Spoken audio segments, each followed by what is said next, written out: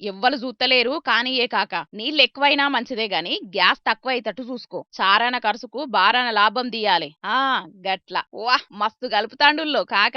మందుల నీళ్లు కలిపే అలవాటు బగ్గున్నట్టున్నది గదా. ముద్దుగా కుర్చీలో కూసోని గ్యాస్ బుడ్డి ముంగట పెట్టుకొని బకెట్ల గిలాసం ఉంచుకుంటా ఎంత పొందిగ్గా నీళ్లు నింపుతాండో సూడుండ్రి.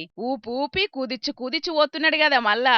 దొంగకోళ్ళు పట్టేటోన్ లెక్కనే అటు ఇటు నాసు పెట్టి చూసుకుంటా ఎవలన్నా పసిగడతాండ్రా అనేది పదే పదే చూసుకుంటా గ్యాస్ బుడ్డిల నీళ్లు నింపుడే నింపుతున్నాడు పోన్రి. దినాం గిట్ల ఎన్ని సిలిండర్ బుడ్లు నీళ్లతోటి నింపి మందిని ముంచుతున్నాడో గీ మోతెవారి. అదును చూసి ఎవలో కిటికీలకెళ్లి వీడియో తీసి సోషల్ మీడియాలో ఇచ్చేటాళ్లకు మస్తు వైరల్ అయితాంటే కఠిన చర్యలు తీసుకోవాలని కామెంట్లు రాస్తున్నారు కింద.